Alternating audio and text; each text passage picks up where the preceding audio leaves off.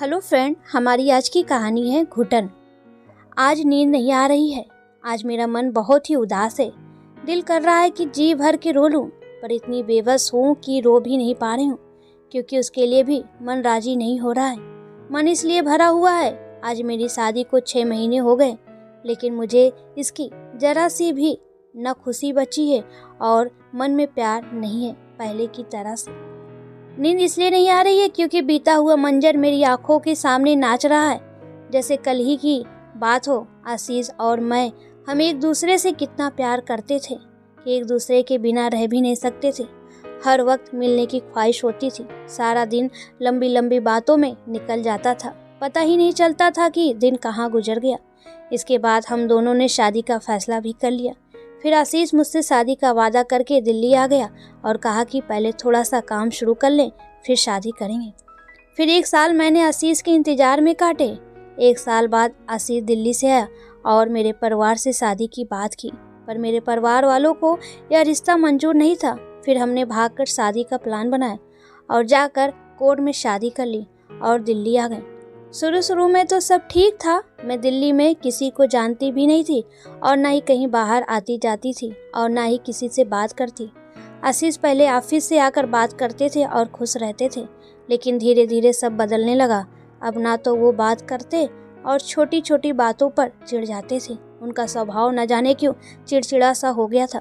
धीरे धीरे वो मुझ पर हाथ भी उठाने लगे और ये मंजर तो मैंने कभी सोचा भी ना था कि शादी के सिर्फ 6 महीनों में इतना कुछ बदल जाएगा और हमारा प्यार खत्म हो जाएगा। ये सब याद करके मेरी आंखों से आंसू गिरने लगे। आज आशीष का भाई मनीष घर आए हैं। मैं आज बहुत ही खुश हूँ कि चलो हमारी शादी के बाद कोई तो आया हमारे घर। मनीष आशीष के बड़े भाई हैं। वो आशीष से ही मिलने आए हुए हैं। आशीष के घर न होने के कारण वो आशीष के इंतजार करने के लिए बैठ गए कि आशीष से मिलकर ही जाता हूँ। मनीष अकेले बैठे हुए बोर ना हो, इसलिए मैं भी उनसे बातें करने लगी। इतने में आशीष आ गए और हम दोनों को एक साथ बैठ देखकर वो हम दोनों पर ही चिल्लाने लगे और गुस्से से आग बबूला हो गए। मैं मन में सोच रही थी कि ये क्या हुआ है आशीष को। मनीष तो आशीष का भाई है। मनीष ने भी आशीष से कहा कि अरे भाई आशीष, तुम घर में नहीं थे तो मैं तुम्हारे इंतजार में बैठ गया, इसमें भाभी का कोई दोष नहीं है। आशीष बोले, मनीष तू मेरी गैर हाजिरी में मिलने आता है। मनीष ने कहा कि नहीं भैया, आज आप लेट हो गए हो। तो मैं चाय पीने बैठ गया। मैं भी आशीष का रूप देखकर सहम सी गई। आशीष बोले मनीष से, तू तो जा वापिस, इसे तो मैं देखता हूँ। मनीष तो शर्म के मारे वहाँ से चला गया। आशीष मुझे बोले, ये क्या है? क्या मनीष तुझे ज़्यादा पसंद है जो तू उसके लिए चाय ले आई थी? कह नहीं सकती थी कि भैया घर में नहीं है, बाद में आना? मैं बोली, अरे मैं क्या बोलती। मैंने कहा कि अब मनीष आपसे मिलकर ही जाए। अच्छा, अब तू मुझे समझाएगी? एक तो रंगे हाथों पकड़ी गई और ऊपर से जवान लड़ाती है। ये कहकर आशीष ने मेरे मुंह पर एक जोरदार थप्पड़ मारा। आज पहली बार आशीष ने मुझ पर हाथ भी उठा दिया। ये सोचकर मैं रात भर सो नहीं पाई। सुबह उठकर चाय बनाई, फिर आशीष को नाश्ता और लंच देकर ऑफिस भेजा। मैं हर वक्त अब सहमी सी रहने लगी। न कहीं आती थी और कहीं जाती थी। हर वक्त डरते रहने के कारण मैं डिप्रेशन का शिकार हो गई। एक दिन मेरी तबीयत ज़्यादा खराब हो गई और फिर आशीष मुझे डॉक्टर के पास ले गए और बोले, डॉक्टर साहब इसे ज़रा देखिए, इसे बुखार है और खाती पीती भी कुछ नहीं है। पहले तो वो बोले, बेटी यहाँ बैठो और जीभ दिखाओ। फिर डॉक्टर साहब ने कहा कि ठीक है। तो उन्होंने मेरी नब्ज चेक करने के लिए मेरा हाथ पकड़ा।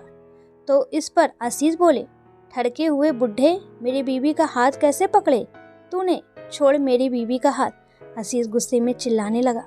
आशीष बोला, बदतमीजी तो तू कर रहा है, मेरी बीवी का हाथ पकड़कर बुढ़े। डॉक्टर बोले, क्या बकवास कर रहे हो तुम? मैं उसे चेक कर रहा हूँ और अगर तुम्हारी बीवी इतनी सुंदर है तो ले जाओ किसी और डॉक्टर के पास और खबरदार जो यहाँ आए दोबारा। डॉक्टर ने उसे धक्का देकर हॉस्पिटल से बाहर निकाल दिया। आशीष मुझे लेकर घर आ गया। फिर केमिस्ट की दुकान से कमजोरी सही करने की दवाई ला कर दी और 2-3 दिन बाद मैं ठीक हो गई।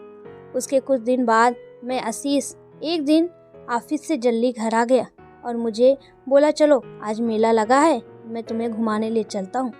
मैंने खुश होते हुए कहा ठीक है, और मैं भी तैयार होने लगी और हम लोग खुशी से मेले में गए। मैं बहुत ही खुश थी। ऐसा लग रहा था कि जैसे पिंजरे में बंद चिड़िया को बहुत ही दिनों बाद कुछ आज़ादी मिली है।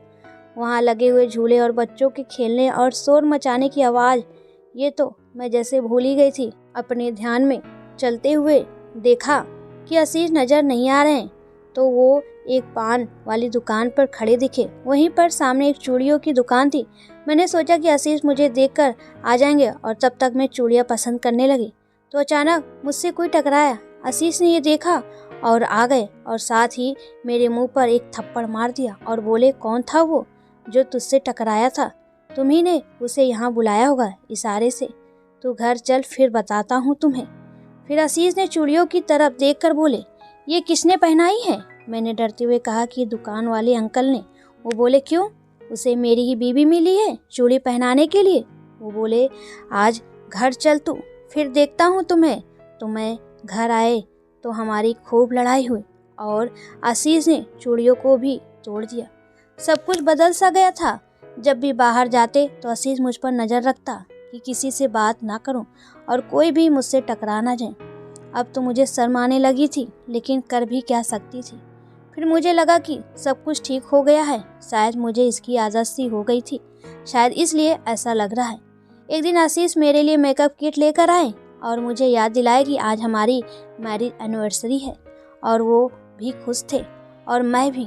वो बोले, इसमें से तुम्हें क्या पसंद है जान? तुम्हें कौन सा गिफ्ट चाहिए?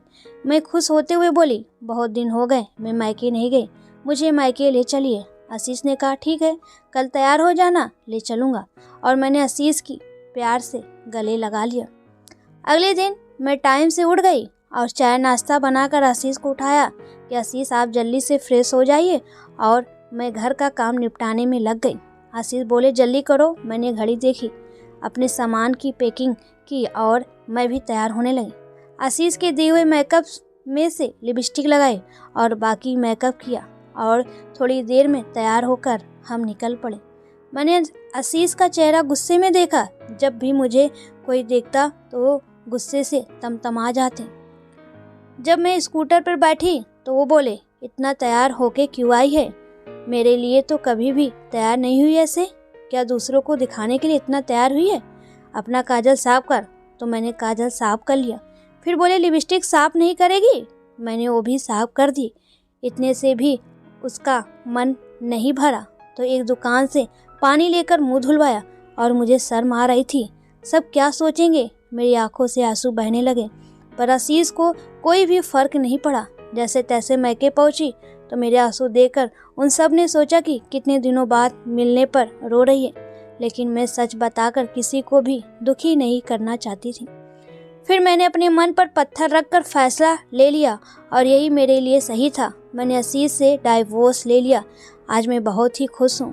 ये एक घुटन भरी जिंदगी से छुटकारा पाने के कारण और जॉब करके अपने पैरों पर खड़ी और एक आज़ादी की ज़िंदगी जी रही हूँ। दोस्तों, आपको ये कहानी कैसी लगी प्लीज़ कमेंट में ज़रूर बताएं।